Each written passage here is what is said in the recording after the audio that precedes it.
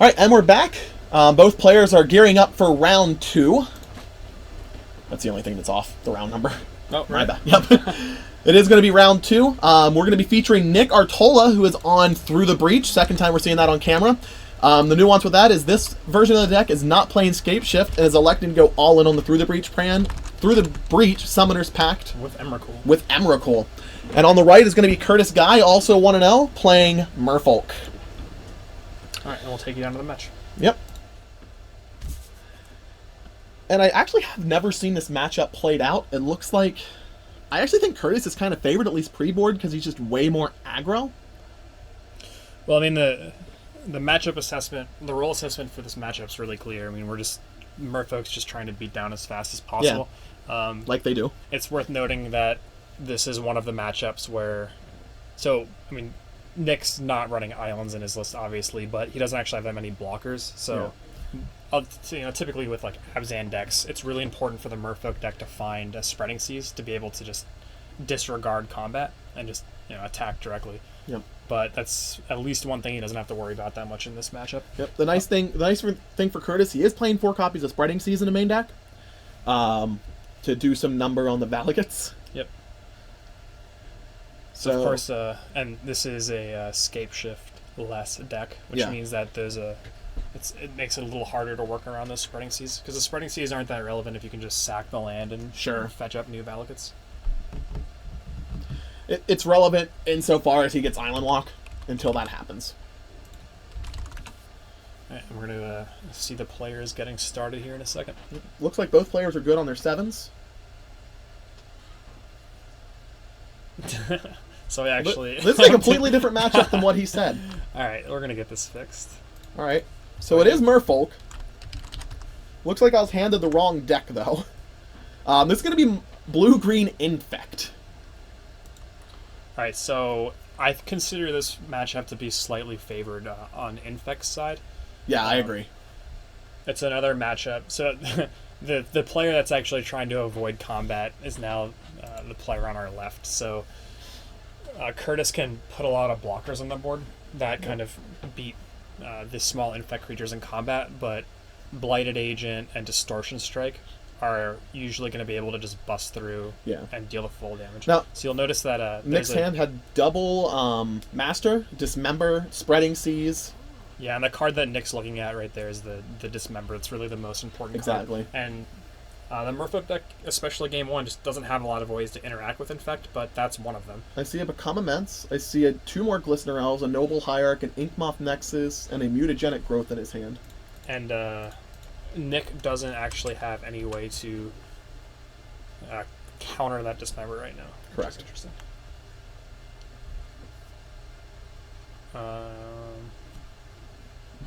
And I don't actually know if I can show Infect counters, but you're going to be able to see them on the stream.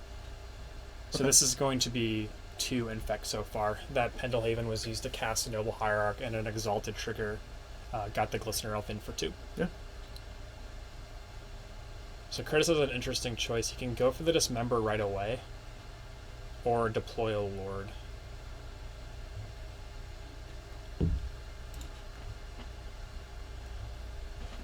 If he goes for the Dismember, the only thing that can really punish him for it is an Apostle's Blessing. He doesn't have that in his hand, But he doesn't. But he has to think about it. Yeah, so it's certainly worth considering. I almost think the better plan here is to Spreading Seas the Inkmoth Nexus. Get the card draw.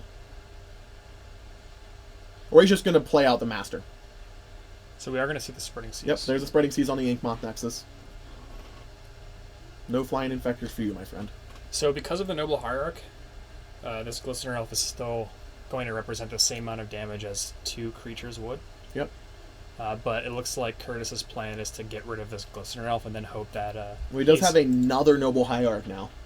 Right, and so Curtis... His plan, likely with that Dismember, is to try to get rid of all of Nick's Infect threats, which unfortunately is not going to work because there's 2 more Glistener Elves in the hand. Well, and there's another Noble Hierarch, so if he drops the second Noble Hierarch, swings in for 3... Actually, that would still work, because Dismember is -5/-5. Mutagenic Growth would pump, but still have it die. That's unfortunate.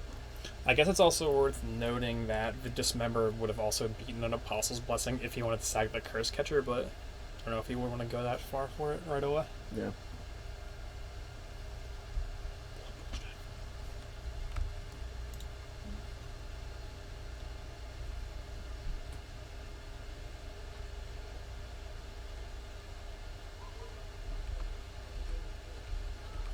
For the 55 viewers right now on Twitch, thanks for coming out today. Modern is great. I don't know. And seems you guys agree, so thanks for taking part of your day to view Western New York Gaming's PPTQ. We're waiting for Nick to decide on a play. Looks like he's going to bring out the second Noble Hierarch. Glistener Elf is going to crash in for what I assume is 3. Yep, we got 2 Exalted triggers. He's Unless he misses them. leaving up the Pendelhaven. Yep, leaving which up he's not going to be able to use on the Elf, but he's going to be using that green mana. Yeah. And it's also this isn't the player that we actually thought it was going to be, so it's not Nick.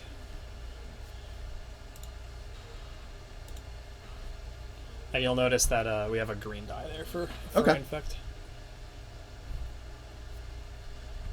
Looks like he's just going to take the 3 in. Oh, no, he blocked. Blocked with the Curse Catcher. Second Glistener Elf hits the board. And we're going to ship back to Curtis. Curtis seems to be locked on 2 lands right now, which is a little weird. But he is going to go ahead and play out the Dismember, taking 4 life. Because his life total is probably irrelevant in this game. Curtis going to 16. And then another Dismember. Oh, wow. Both Dismembers.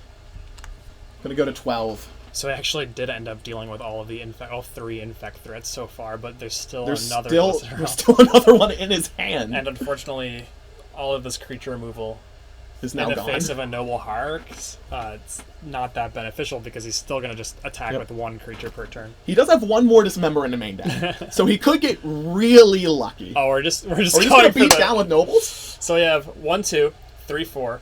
5, 6 5, off the 6 Exalted. from the Exalted triggers, and then 6 more from the Become Immense. So this is going to be lethal right here. Playing the Tom Ross style of Infect, I say. Just kill him with Noble Hierarchs. We're going to exile these 5 cards and Become Immense. Alright, so the Infectless win for our Infect player on the left. I've played quite a bit of Infect, and I've never lost to Noble Hierarchs before. I've won with Noble Hierarchs, but not against Merfolk. Because that's I've you're usually never pressuring their life total. Oh, wow. Actually, we already had the the match ticker at 1-0 there. So we were predicting it. We were predicting it. Perfectly correct. All right, so as both players get ready to sideboard, I'm looking at the wrong deck list here for packs, so I'm going to go get that deck list. If you want to talk about the Merfolk board while I'm there, I will be right back with the proper deck list.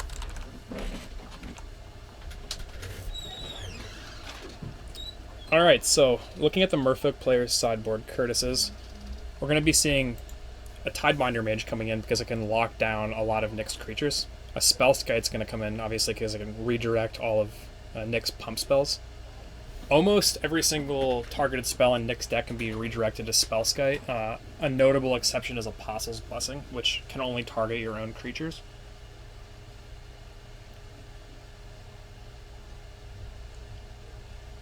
Hibernation is a card that Curtis has 2 of. It's really strong because it's going to bounce all of Nick's green creatures, which even includes the Mana Dorks, which prevent him from redeploying quickly. And it has the bonus benefit of not being able to be countered by cards like Vines of the Vastwood. So I'm going to update the name on the left here. So we actually have John playing Infect. Yep. Alright, so let's take a look at the Infect sideboard. He might want to bring in his Kitchen Finks against Merfolk here. What do you think the value is of that? One more time? Kitchen Finks against Merfolk. Yeah, I mean, it is in there for the aggressive matchup, so I wouldn't be surprised if you're coming in. Unfortunately, with the Kitchen Finks, you gain the 2 life, and then you're looking to get into combat with the creatures, but John really can't avoid having a breeding pool in play in this matchup, so it's unlikely that Finks is going to be able to block. Yeah, I mean, he does have Nature's Claim in the board, though. He could bring those in to get rid of the Spreading Seas. Yeah, I think that's a little narrow. It is a little narrow. Claims are nice against Spellskites, which almost every deck in the format has some number of, but including Infect here. Usually Twisted Image is the go-to spell for dealing with Spellskite, which there's 2 of in the main deck and none in the board. Yeah. Looks like we're probably going to see the Dismember coming out of John's sideboard. Yeah. Just to deal with some of the Merfolk. Yep. I mean, that's about it. Yeah, and then an optional spell that Curtis can bring in is Spell Pierce, which I consider to be strong in this matchup. It's usually like really Vial? good. No, I'm saying Curtis can bring in Spell Pierce. Sure. It can interrupt a combo. It can kill a protection spell. Yeah. The question is whether or not Curtis has cards to cut for it. That's fair. I mean, John, Infect players by nature are a little land light. They try to kill as quickly as they can, so Spell Pierce would be, I guess, pretty effective. Yeah, I mean, here. it's usually just a one mana counterspell. negate. They can have draws that are heavy on like Noble Hierarchs and lands, but they're usually the land heavy hands are a little slower, or you can grind a game out with an Inkmoth. It's also worth talking about a Relic of Progenitus, which can exile John's graveyard for big elements, but that's pretty narrow, so I wouldn't be surprised if we saw the one relic in the main deck coming out. There's also another relic in the sideboard, which I expect to stay there. Sure. So the cards that John really needs to worry about on the board are, again, Hibernation, Spellskite, Tidebinder Mage, and then possibly Spell Pierce. Yep. Both players shuffling up to get ready for game number 2 here. Again, John is up 1-0, not to be confused with Nick Artola. And Curtis looking to get a game back and force a game 3. Yep. And I think it's going to be pretty tough for Curtis to rattle off 2 matches in a row against Infect, so winning that game 1 was pretty pivotal. For John. Yeah, John being on the play, even if there is a game 3, is real nice. Because I think the matchup does get slightly worse for Infect post-board, but not by a lot. Oh no, Dryad Arbor. So Dryad Arbor is a card that you never want to see in your opening hand in Infect, to the point where I usually... Looks like 2 Misties in Dryad Arbor. Yeah, I usually don't even have the Dryad Arbor in my deck Both post-board if I can help it. Both players are going to keep, though. Curtis is going to lead off with the Minamo School at Water's Edge and play a Curse Catcher. And we're probably going to get to see Curtis's hand here if John decides to lead off with a probe. Though it's unlikely that the probe is going to affect John's turn 1 play, so it's reasonable for him to save it if he chooses to. Alright, he's going to use it. Oh yeah, he has 2. Yeah, that's fair. Yeah. Is that a Seize Claim? That looks like it. We're going to bring up Seize Claim. Yeah, I'm going to bring up Seize Claim, because... That's not a card we see very often. It is not a card we see very often. So I'll pull that up in a second. And then, how's the rest of his hand look? It looks like a Curse Catcher, Dismember. Apostrophe. Yeah. I didn't get a real chance to see the rest of his hand. I did see at least one other Curse Catcher.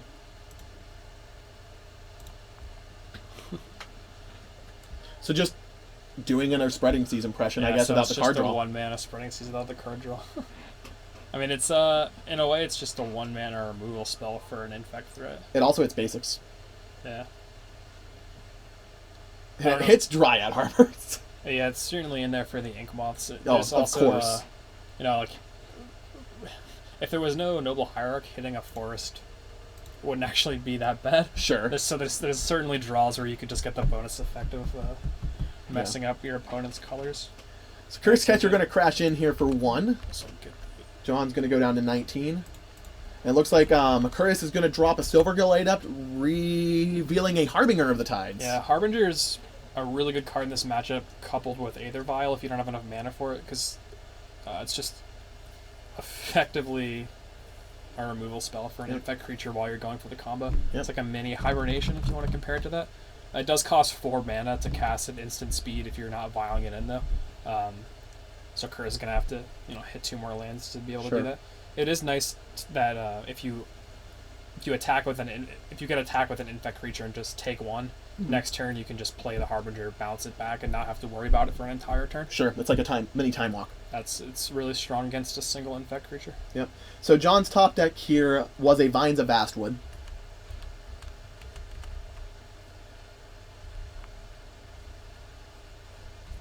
It looks like he also has the Dismember in his hand. It looks like he's just going to drop the second Noble Hierarch and pass the turn back.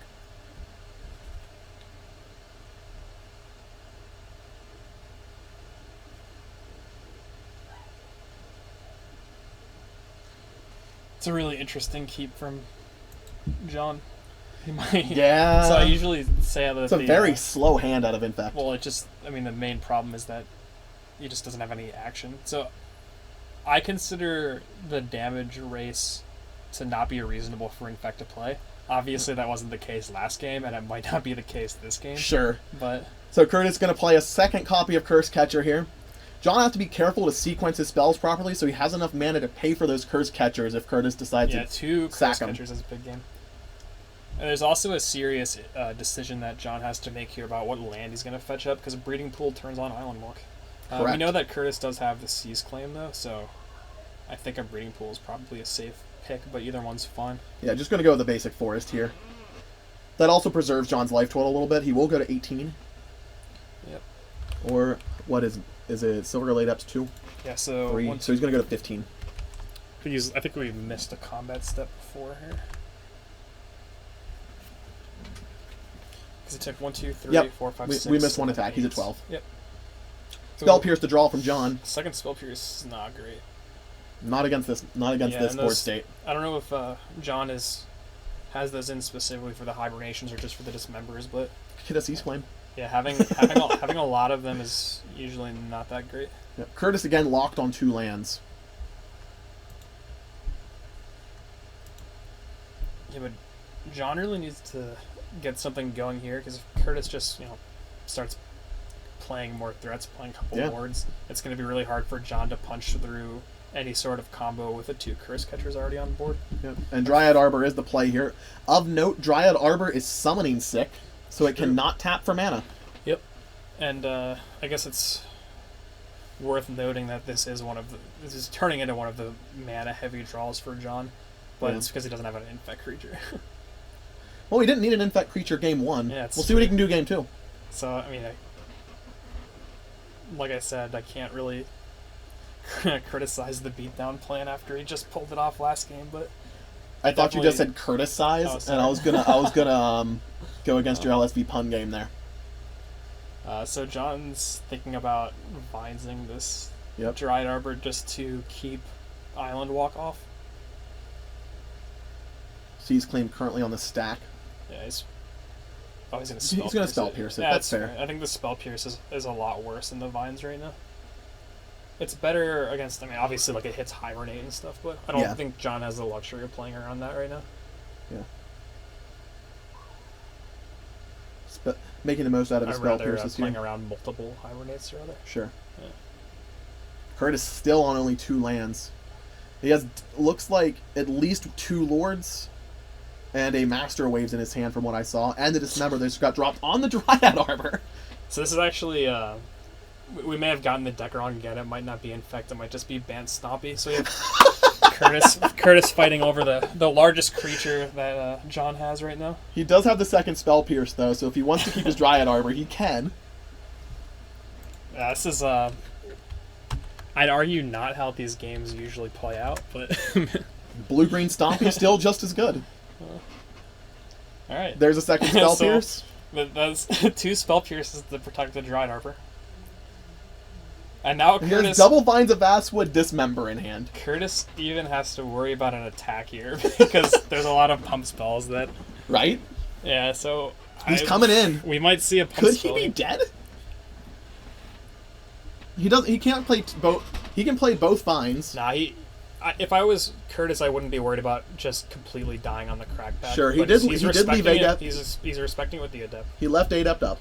The thing is that Adept has to just chump block here. Yep. Mutagenic Growth to draw for John here. Yeah, in order for John to string together a kill, he would need 3 pump spells, which isn't unreasonable because he doesn't have an effect creature. So the cards in his hand have to either be lands or pump spells, because he would have deployed a Hierarch already. Sure. They could also be generic protection spells like Apostle's Blessing, but Apostle's Blessing prevents you from blocking anyway. So if you're John here, do you attack? Oh, yes, I think so. Yeah? Just to at least get rid of the Adept? If Curtis is willing to hold back a blocker, that means he's respecting the possibility that John has lethal. So he's not going to... You always have to respect the possibility that Infect just has lethal, though. Yeah, so it may have been correct just Alright, so he's going to attack with the Hierarch, which accomplishes kind of the same thing. It just does 1 less damage. This is coming in as a 2-3. If he blocks, he saves the spells. If he doesn't block, a lot of damage is probably coming through. Yeah, if he wants to go for it. I've seen games end where you just alpha strike with Noble Hierarchs and one of them is going to get through. Noble Hierarch currently a 2-3. Yeah, so I'm not sure why we're seeing the Hierarch come in instead of the Dried Arbor. It is less damage, and the Dried Arbor is technically better on defense Probably to have the. You get the advantage of the exalted triggers, so you have 1 more power on defense basically. But I think if this is John's plan, he might want the 1 power on offense. Yep. Curtis just going to take the 2 here. Go down to 14. 14. Curtis hits his 3rd land drop. We're going to see what he's capable of with that 3rd land. He does have Dismember in hand. If he does want to get rid of the Dryad Armor yet again. It'll be funny if we're still going to fight over the Dried Arbor. Looks like it's going to be a Master of the Pearl Trident here from Curtis. And, yeah, so fighting over the Seas claim is going to pay off here, because John doesn't have to worry about Island Walk. For sure. And if John wants, he can dismember the Master. He can actually, so he can't. Yeah, and like obviously the problem with firing off some of the pump spells. So John was leaving up the forest last turn to play around the Curse Catchers. But one thing you can always do is like go for a pump on Dried Arbor before blocks, and then if Curtis counters it, you just don't block. Sure. So now we're blocking with the Dried Arbor. It's a bold strategy. See how it pays off. Yeah, I think after protecting it so long with Sea's Claim. Looks like he's going to dismember the Master. Yeah, so it's going to go to Curtis can't counter this. 6.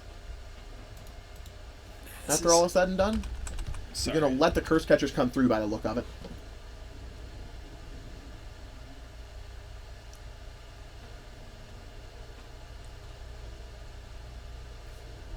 Master's still sitting there, so Curtis is he thinking about maybe a counter spell in his hand?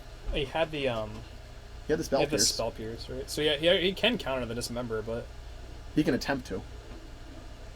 I think it's. I think he just he's just gonna let the Master die.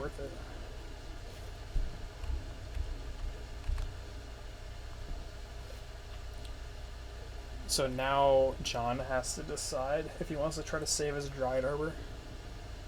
I don't think it's worth it here. Curtis passed priority. I mean, based off of the way he's playing, I think that's his plan. But because he can do it with a mutagenic growth, and then Curtis has to either counter from his hand or sack both Curse Catchers. Okay, fair. And it's very unlikely that we're going to see him sack both Curse Catchers. Sure. So John is going to pay green for the mutagenic growth here to pump his Dryad Arbor to a 3/3, which will let it live. Curtis thinking about what to do here. Do you fire off a Spell Pierce here? I don't hate the Spell Pierce. It's going to dismember. This is such a weird game. I don't think I've seen this many Dismembers get cast in this matchup ever. I don't think I've seen this few infect creatures. Well, we haven't seen one yet this game. I think that's a product of an ambitious keep, but I mean, he did have a Gataxian Pro, but it's like a wild card. Fair. He had 2. If you're evaluating your opening hand, it could just be whatever you want. So sure. A double. He's going to Vines of Vastwood.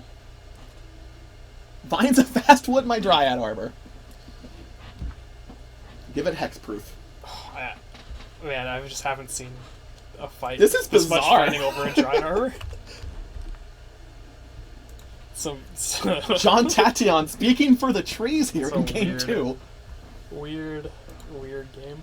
Weird match. I mean, game 1 ended. It's been a weird couple rounds. So now the shields are down, right? So this is really close. Curtis is at 10. So if we see an attack with the Dryad Arbor and a pump on it, that's going to be 4, 5, 6, 7, putting Curtis down to 3.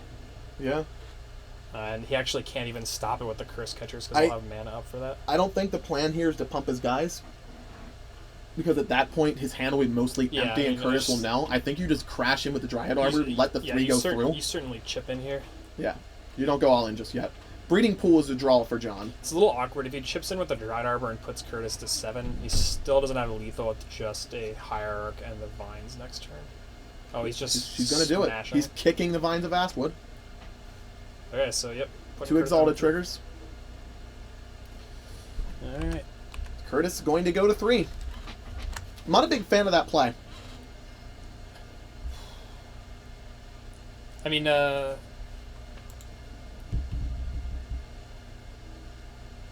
it's weird game. John has 1 card. Curtis can just leave his shields up as need be now.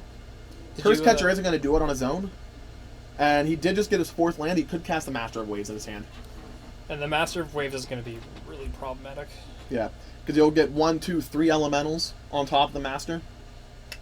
Yeah. And John, without any flyers, can't really do much about it. Well, with Curtis at 3...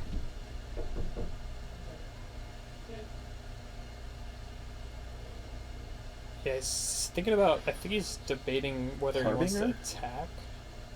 I don't think you attack here. So, what Curtis is probably worried about is like a Distortion Strike or something just Yeah. killing him next turn. Because, to be fair, that attack with Well- the Dried Arbor Yeah. does kind of telegraph it. But if I had a Distortion Strike, I would have cast it last turn anyway. John's going to go to 2 off the look of his life total. And then we're going to see... So the thing about bouncing the Dried Arbor is Curtis will still die to a Distortion Strike because it's going to be 2 Exalted triggers and the +1. But he can just... And he won't be able to sack a Curse Catcher to stop it. I don't know if I'm missing something here. Yeah. This is really a weird game though.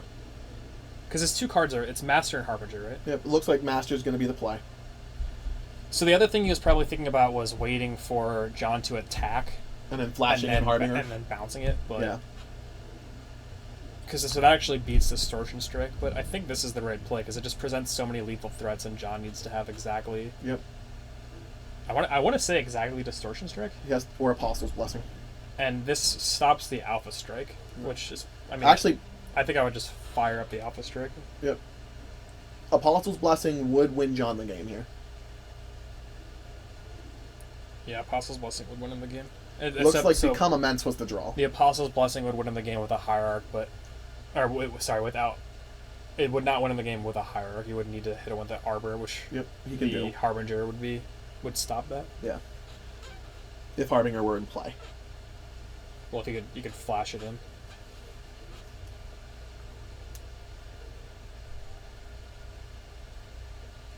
I mean, obviously, this is hypothetically if he didn't attack with one of the Curse Catchers and left a Curse Catcher back to block. Yep. Which if So, with the once- shields down, does John just crash in here and hope he doesn't block correctly? I don't think he has any other choice. I think, yeah, I just send him the. Sending in 2. Sending in Arbor and Noble. He needs two mana up to beat these Curse Catchers, unfortunately, and this is like the easiest block of Curtis's life here, I think. Yeah. Yeah. I almost thought he was going to put both on the Hierarch there. If only Become Immense gave Trample. Man, if only it was better than it already was. I mean, you have to pay an You have to pay an entire green entire mana. for it. 1 green. Huh. Double Giant Growth. Pretty good for 1 green. Why not give it Trample? Seems fine. And then I don't think there's any way Curtis isn't just Alpha Strike here, so. I think we're going to be going to a game 3. I think he swings with all but 1 creature here. Oh, yes! Aether Vial right on time. Oh man. Aether Vial so effective here in the late game for Curtis. And Alpha Strike. Alright, Yep. cool. So, yep, the round's tied 1-1 now. Yep. Players are going to go back to the sideboard. And so I was talking before about the John's Keep with double Gataxian Probe, Sure. which is pretty reasonable because the rest of his hand was pretty solid. But that's kind of like the besides life, that's the real cost of putting Gataxian Probes in your deck because you get a hand with 5 cards. You're looking for specifically an infect creature, and then you have 2 unknowns. Or in John's case, another land. Yeah, so you're just kind of have to roll the dice because you don't know what 7 you're actually keeping with Sure. that hand. Yeah, it's the same thing with cards like Mishra's Bauble. Yep. So a little bit of a snapshot of the tournament today. I was looking around the room before we got started. There's a lot of affinity in the room today, and I mean a lot. I'm probably thinking about 30% of the field from what I saw on that deck. Mm-hmm. Saw some Lingering Souls decks. You know, your Absins. I think I saw one Jund deck that was splashing for Lingering Souls as well. But a lot of fast linear aggro decks. I didn't see a lot of control. I saw somebody in chat post if there was a blue-white-red Nahiri that would see play. I didn't see any. I only saw one control deck in the entire field, and that was Grixis. But I could have missed something. I didn't get to see everyone's deck. Yeah, we can actually check that after the round. Just get a good rundown. Yeah, Look at the deck since list. we have all the deck lists now. Yep. And for those of you that haven't seen Hibernation, it's real simple. It's just 3 mana, balance all green permanents. Yep. It's the resident sleeper of blue decks. This is my favorite art personally. I think this art in particular is underplayed. And why do you say that? It has pictures of animals on it, man. I mean, it is an armadillo. Yeah. It's like kind of a weird looking armadillo, but An armadillo nonetheless. a little creative license. But Yep. it's fine. So while we're waiting for both players to finish up, let's talk Kaladesh spoilers real quick. Oh dear. How about those enemy fast lands? I mean, modern players have been waiting, especially for the blue-red one, for a while. Yeah, Blue-Red Twin Delver loved is it. really happy about it. Yeah. Blue-Red Twin would have loved it. Would've Rest in loved it. peace. Still sad to see that deck go. And I think it's like somebody mentioned in chat that Jeskai and Ihiri, I think that's another deck that's going to want that card. The because blue-red one. You don't. I think they're playing the blue-white fast land sometimes. Seachrome right? Coast. Yep.